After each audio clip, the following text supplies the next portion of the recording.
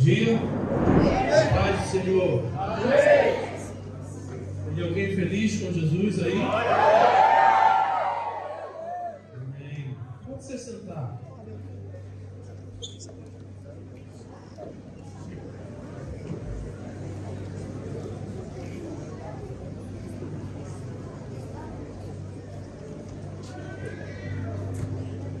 Amém. Alguém tem a sua Bíblia aí? Alguém trouxe Bíblia? Quem tem a Bíblia, coloca para cima assim, para ver se fizer trabalho da casa. Eu te convido então a abrir a sua Bíblia hoje. 2 Timóteo. Abra a sua Bíblia em 2 Timóteo, capítulo 1, a partir do versículo 3. Quem aqui já sentiu a presença do Senhor? Quem aqui já teve uma experiência com o Senhor hoje? Glória a Deus.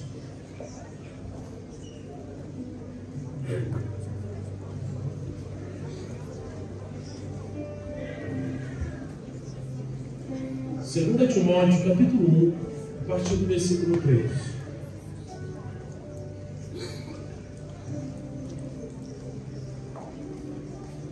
Quero que nesse momento você preste atenção na leitura da palavra de Deus.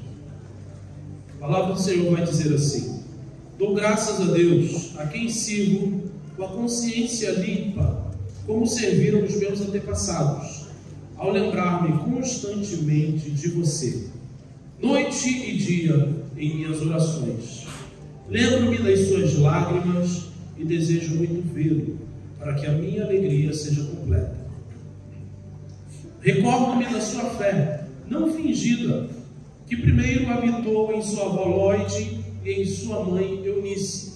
Estou convencido de que também habita em você.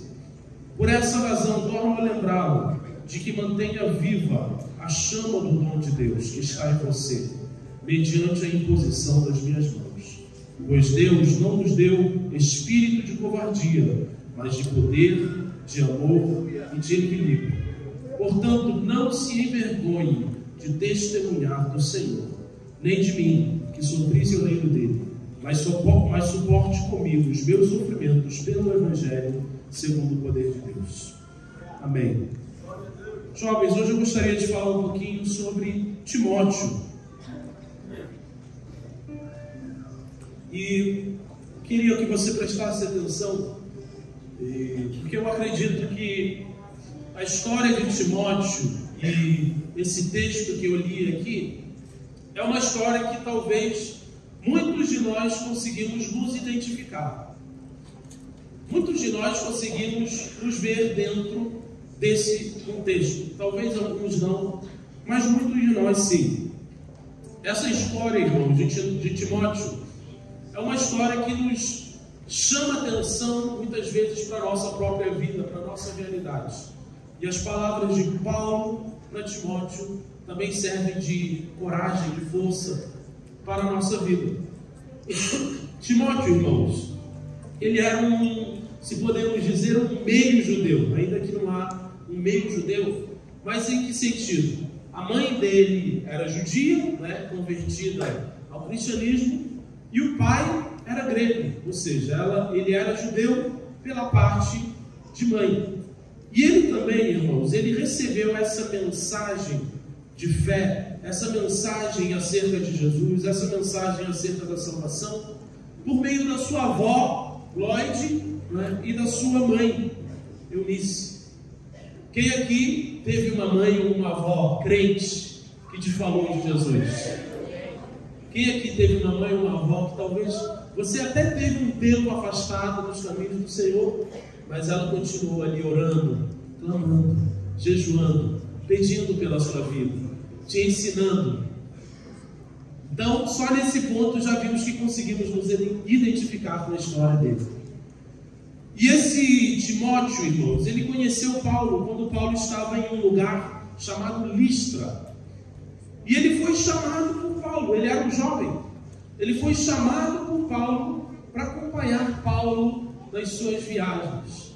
Imagina, olha, que responsabilidade, que coisa importante.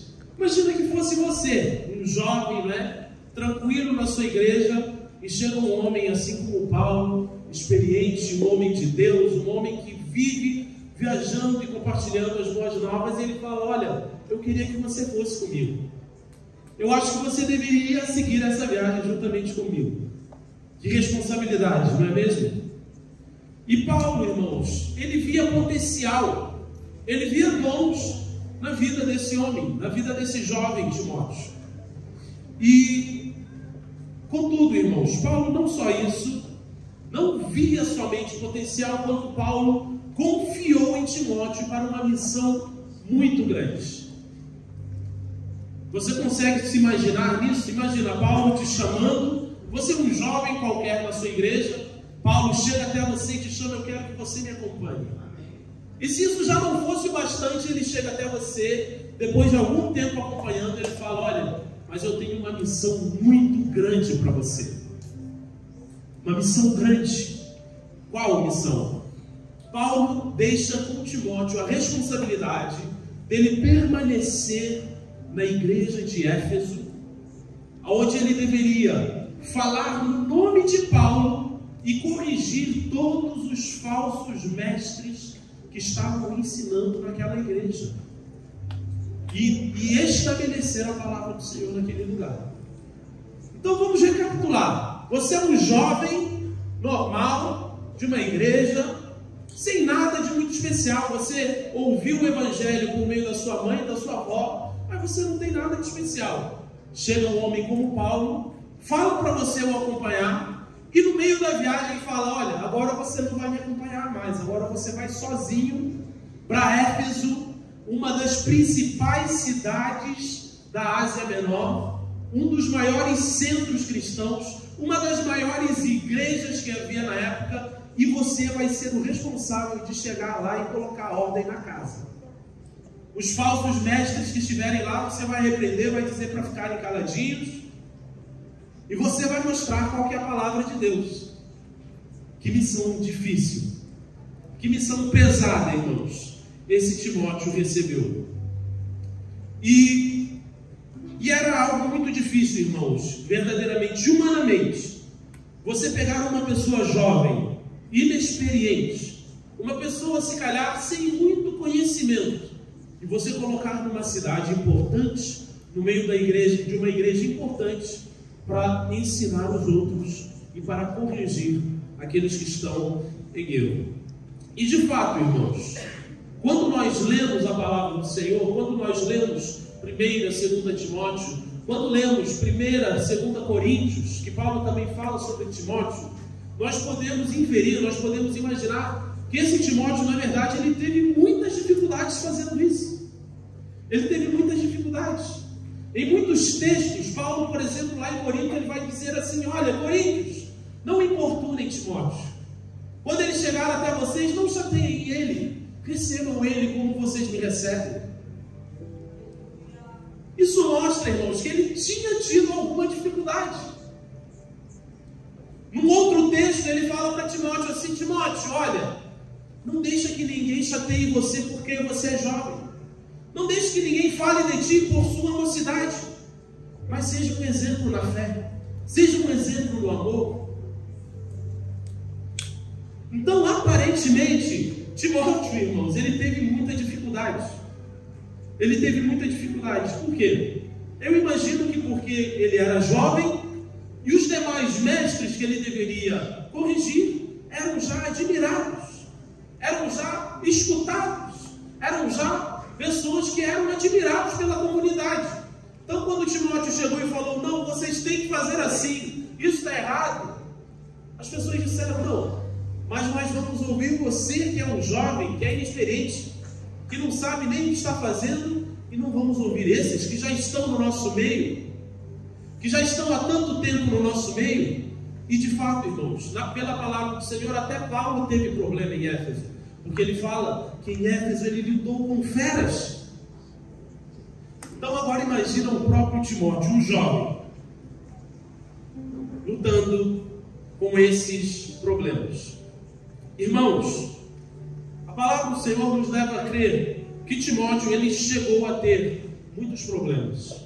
Ele sentiu sobre ele o peso de ser chamado por Deus, o peso de ter uma responsabilidade diante do Senhor, o peso, irmãos, de ser um jovem com uma missão grande, de ser um jovem com uma grande responsabilidade sobre a vida dele. E provavelmente em alguns momentos ele se acovardou, ele se tornou tímido, se nós levarmos em conta o texto que nós lemos há pouco, quando Paulo diz para ele: olha, Deus não te deu um espírito de covardia, um espírito de temor, mas te deu um espírito de poder.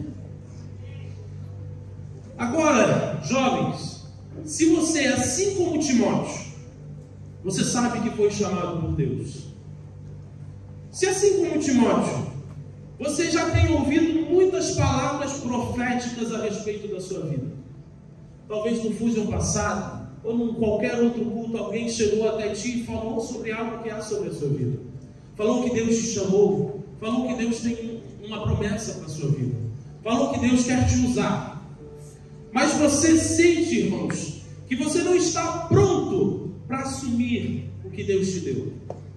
Você sente que há vergonha, que há covardia, que há timidez, que há temor. Você sente que se você falar não vai ser ouvido. Você sente que se levantar as pessoas vão te desprezar porque você é jovem. Se você se encontra dentro desse painel, desse grupo, essa palavra de Paulo hoje é para você também, é para a sua vida. Eu gostaria de começar lendo desde o versículo 5, novamente. Paulo vai dizer: recordo-me da sua fé não fingida, que primeiro habitou em sua avó Lóide e em sua mãe Eunice. Eu estou convencido que também habita em você.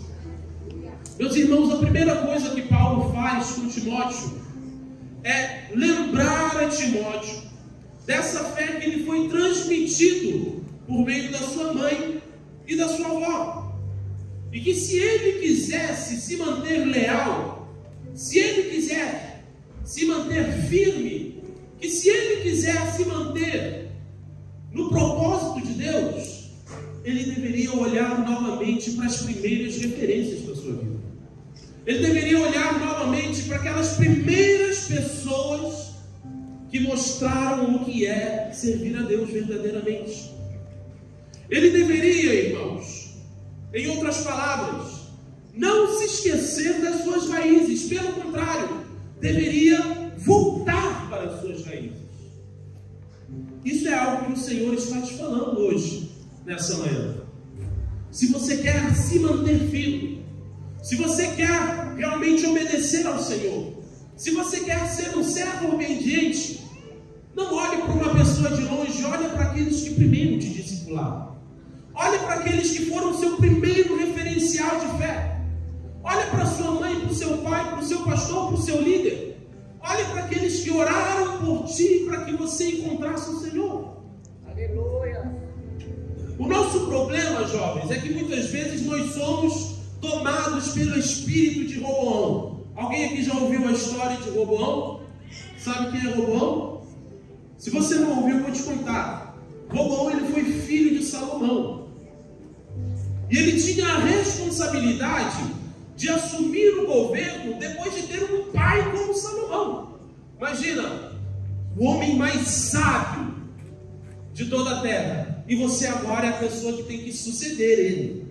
É a pessoa que tem que dar continuidade. E a palavra de Deus diz que Roboão, então, ele foi ouvir conselhos. Então vieram os anciãos, os chatos, né? Os anciãos são chatos, é? Não, né?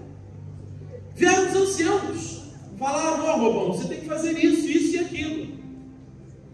Aí Roboão falou: bom, vou ouvir também meus amigos, meus colegas, aqueles que cresceram comigo, aqueles que foram meus colegas de escola, que eu joguei bola junto, vou ouvir o que eles têm para fazer. O conselho dos anciãos era: trate o povo bem, trate eles muito bem, e eles vão te honrar como honraram Salomão. Mas quando ele vai ouvir a seus amigos, eles dizem: olha, se seu pai foi mal, faça pior. Se seu pai, o chicote dele foi de chicote, né? A sua ponta tem que ser de ferro. Se o seu pai foi duro, você tem que ser pior. E qual foi a consequência? O reino foi arrancado das suas mãos. Irmãos, o espírito de Roboão é o espírito que nos leva a desacreditar todos os conselhos, todas as palavras que vêm dos nossos pais espirituais e nos leva a depositar a nossa confiança em pessoas que não têm nada para nos oferecer. Em pessoas que podem ser amigos, em pessoas que podem ser colegas, mas que não são pais espirituais. Que vão dizer coisas que nós queremos ouvir, que vão dizer coisas que nós concordamos, mas que não vão nos dizer a verdade. Jovens, se você quer se levantar nessa geração, você tem que aprender a ouvir os seus pastores, aprender a ouvir os seus líderes, aprender a ouvir os seus pais. O nosso problema é que os pais, os líderes, os pastores, eles nunca são legais o suficiente. As palavras dele nunca é o que nós queremos ouvir.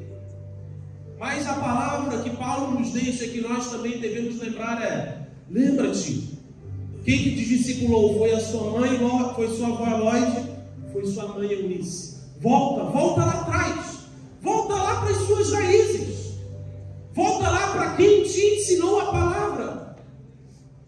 Se você quer ser firme, se você quer ser fiel, volta para quem já foi fiel há 30, 40, 50 anos. Se você quer aprender a ser um servo do Senhor, volta para quem já tem caminhado com o Senhor há 20 a 30 anos. Nós buscamos as nossas referências, irmãos, é na internet, é em pregadores do nosso tempo. Eu não digo que nós não devemos ouvi-los, mas a nossa referência, o nosso modelo, tem que ser quem já é provado, quem já está calejado, quem já sabe o que é servir ao Senhor verdadeiramente. Então, jovens, eu quero falar a vocês: volte para as suas raízes, volte, mesmo que sejam conselhos que vocês não queiram ouvir, mesmo que sejam palavras que vocês não concordam, voltem, se vocês querem ser homens e mulheres de Deus, servos do Senhor. Se vocês querem ver a vossa missão sucedendo, se vocês querem ver o vosso chamado se cumprindo, voltem para as suas raízes. A segunda palavra de Paulo, que ele fala, está no versículo 6, e ele diz: por essa razão torno a lembrá-los de que mantenha viva a chama do dom de Deus que está em você, mediante a imposição das minhas mãos.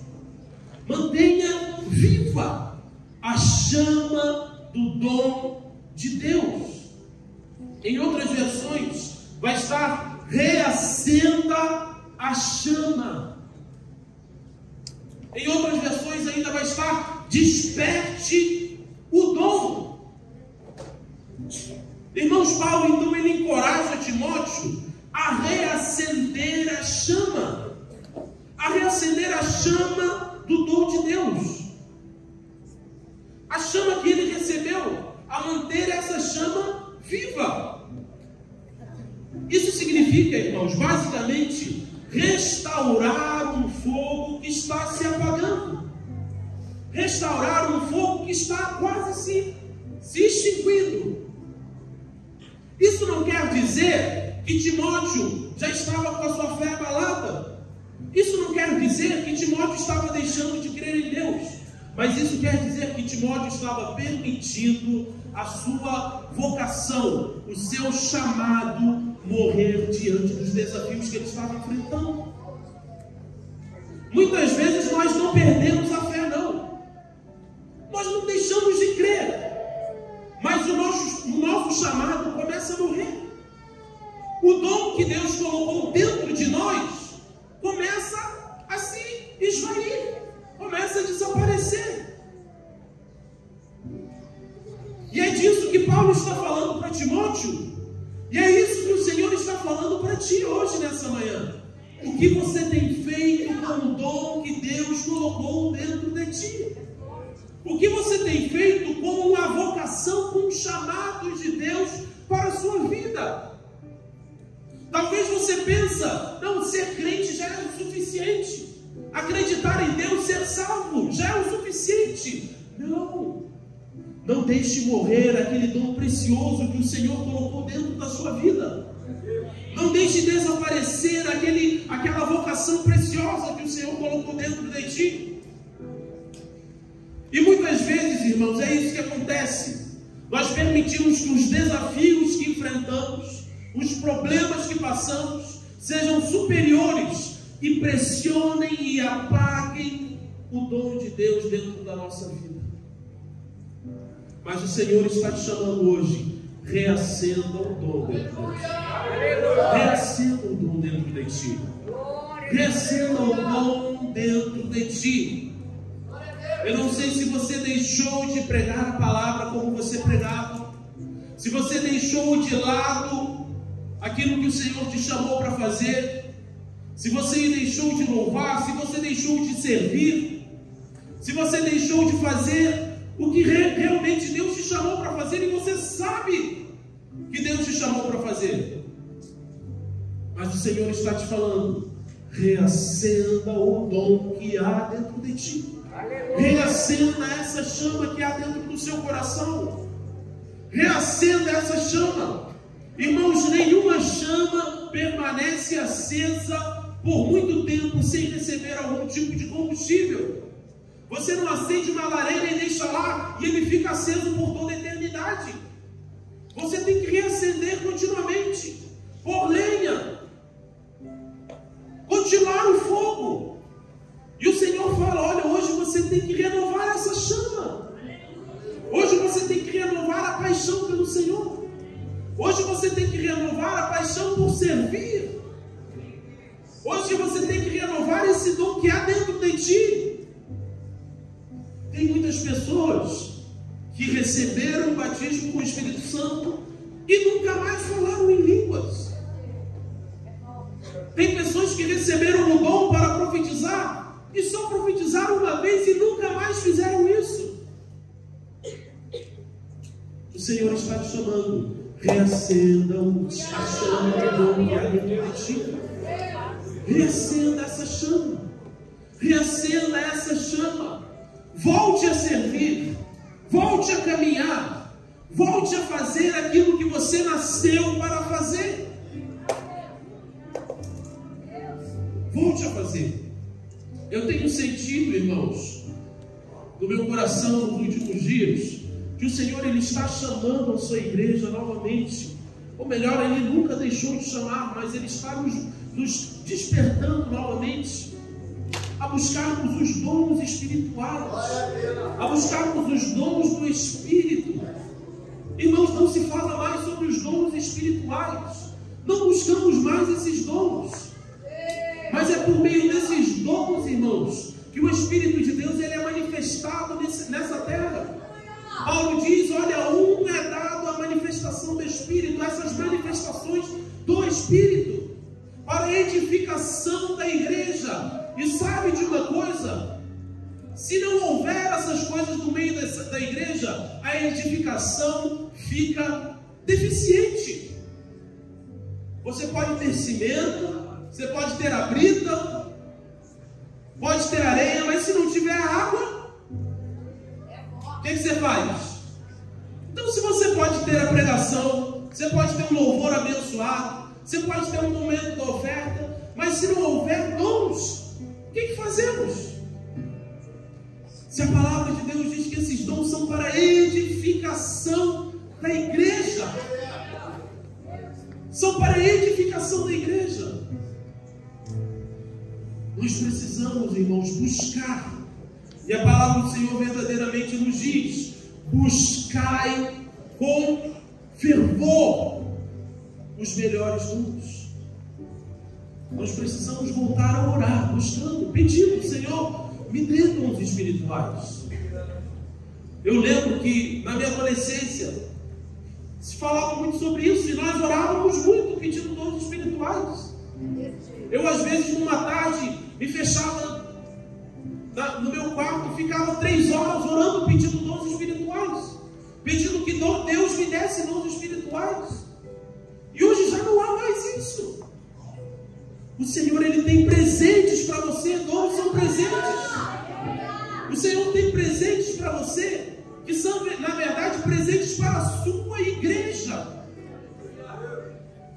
Mas você precisa pedir, você precisa buscar, ou melhor, nós precisamos buscar, nós precisamos clamar, nós precisamos chegar até o Senhor e falar: Deus, o Senhor prometeu na sua palavra que há presentes para nós. Eu quero, me dê. Eu desejo, me dê. Eu não vou desistir, eu não vou sair daqui até que o Senhor me dê esse presente que o Senhor já me prometeu. Peça, peça, jovem. Peça, jovem. Clame. O Senhor, Ele ainda dá, Ele ainda faz. Nós perdemos de vista, irmãos, o Deus do sobrenatural, o Deus que faz milagres. Estamos todos confortáveis em ter um louvor abençoado, em ter uma pregação abençoada, mas não oramos mais pelos enfermos, esperando que eles sejam curados. Não pensamos mais no Senhor, no Deus que faz milagres. E o Senhor esses dias estava me falando: eu ainda faço milagres, eu ainda realizo milagres, eu ainda realizo milagres, eu ainda curo os enfermos. Por que ninguém está orando para que eu cure? Por que ninguém está impondo as mãos para que sejam curados? Eu ainda faço isso. Nós precisamos clamar, nós precisamos pedir, nós precisamos desejar ardentemente que o Senhor nos dê esses dons espirituais. Novamente eu digo: reacenda a chama do dom que há em ti. Reacenda a chama do dom que há em ti. O Senhor, Ele já depositou dentro da sua vida, Ele já depositou dentro do seu interior, e Ele te chama: reacenda isso, reacenda. Esse dom que está parado, essa vocação que está obsoleta, reacenda, clame, peça, diga: Senhor, eu estou disponível para te servir. Senhor, eis-me nas tuas mãos, eu sou um vaso, usa-me. Eu acredito que o Senhor ainda pode fazer grandes coisas por meio da sua vida, por meio da sua vida. Aleluia. Eu lembro há uns anos, tivemos uma experiência, ainda quando eu estava em Cabo Verde, uma experiência de um evangelismo que foi algo poderoso da parte do Senhor. Nós estávamos num bairro assim meio perigoso, um bairro meio difícil, e nós estávamos fazendo um culto ao ar livre. Levamos uma carrinha, né, de caixa aberta, colocamos a caixa de som, estava ali alguém pregando a palavra do Senhor, e se juntou muitas pessoas ali nas janelas, ouvindo a palavra de Deus, e tivemos um culto abençoado. Pessoas entregaram a sua vida para Jesus. E quando nós estávamos arrumando as coisas para ir embora, veio uma senhora numa cadeira de rodas. E ela chegou até nós e falou assim: olha, vocês falam tanto desse Jesus, Jesus, Jesus, e eu nunca vi ele fazendo nada. Eu estou nessa cadeira de rodas, já pedi para esse Jesus me curar, e nunca saí daqui, nunca aconteceu nada. Aí os missionários disseram assim: vamos orar pela senhora. E fizeram uma breve oração sem gritar. facilitaria uma oração tranquila. Eu penso que talvez nem eles estavam pensando que ia acontecer o que aconteceu. Oraram por aquela senhora e falaram assim: olha, dê um passo de fé, tente se levantar dessa cadeira. A senhora se levantou da cadeira, começou a andar, levantou as mãos para o céu e começou a orar. O Senhor, Ele nunca faz que nada. Ele ainda cura enfermidade. E Ele quer fazer novamente no nosso meio. Mas Ele está perguntando: onde estão aqueles que irão reacender a chama? Onde estão aqueles que irão reacender o dom que há dentro deles?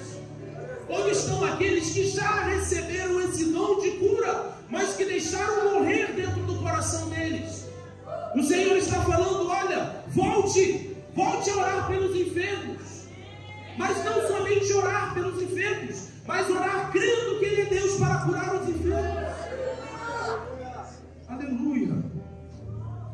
Para terminar, Paulo ele deixa uma última palavra para Timóteo no versículo 7. Ele diz: porque Deus não nos deu um espírito de covardia, mas de poder, de amor, de domínio próprio. Nós somos lembrados então, irmãos, da natureza do dom que Deus nos deu, porque esse versículo está relacionado com o versículo anterior. Reacenda a chama que há dentro de ti, porque Deus não te deu um espírito de covardia. Em outras palavras, esse dom que você recebeu por meio do Espírito Santo não é o dom de covardia, não é o dom da timidez, não é o dom do temor, mas é o espírito de poder, é o espírito de amor, é o espírito de domínio próprio. Irmãos, o temor, a covardia, a timidez, a insegurança, aquelas manias de perseguição, sabe as pessoas que têm mania de perseguição, todo mundo está contra ele? Isso não vem do Espírito Santo, não, isso é de nós. Isso é de nós, isso é do nosso ser. Mas o que vem do Espírito Santo é o poder, é o domínio próprio, é o amor. Em outras palavras, irmãos, se nós dependermos de nós mesmos para realizar a obra de Deus, para reacender a chama, para fazer aquilo que Deus nos chamou, o que vamos ter? O que vai nos sobrar? Covardia, temor, medo, insegurança. Mas a partir do momento que nós dizemos: olha, eu estou reacendendo a chama, mas não sou eu, é o Espírito Santo que vai através de mim, aí o que nos sobra é poder, é amor, é domínio próprio, é graça, é favor de Deus. O que nós estamos precisando é depender mais do Espírito Santo e menos de nós mesmos. Depender mais do poder do alto do que das nossas próprias estratégias. Talvez você seja um jovem muito carismático e você sente que o Senhor te chamou para influenciar por meio das mídias sociais. Mas você tem tentado, olha, essa palavra é para você, eu sinto no meu espírito. Você tem tentado engajar nas redes sociais, usando o seu carisma, usando as coisas que você tem dentro de ti, usando as estratégias de marketing que você vê no YouTube.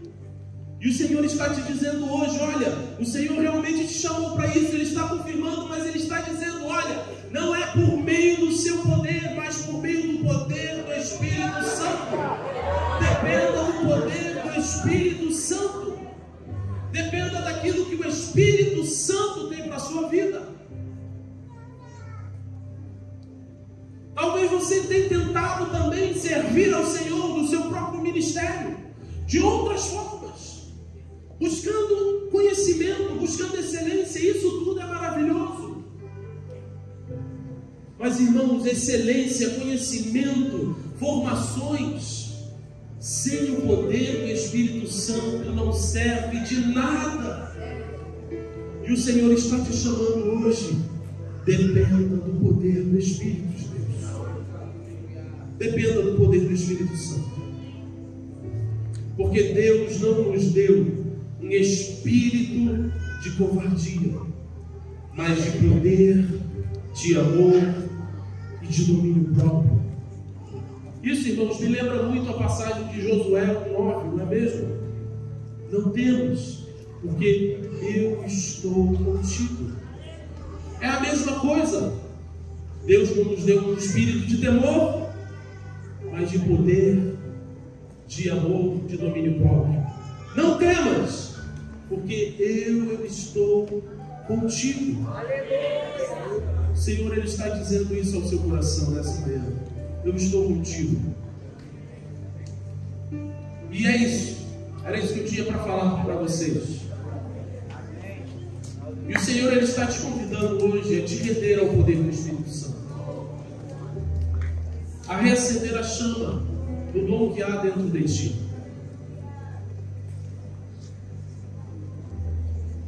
Quero te convidar a ficar de pé. E hoje nós queremos, eu sinto no meu coração, de orarmos, tanto por aqueles que querem receber os dons espirituais, quanto por aqueles que querem ser reanimados espiritualmente. Eu quero orar hoje por aqueles que sentem que o seu dom está se apagando, o seu chamado, a sua vocação. Aqueles que sentem que aquilo que Deus falou ao seu coração, aquilo que você ouviu, olha, você é escolhido de Deus, Deus te chamou para isso, para aquilo, mas você sente que isso está morrendo, que isso está se apagando. Eu quero te convidar que num passo de fé você venha aqui na frente, que nós queremos orar por você.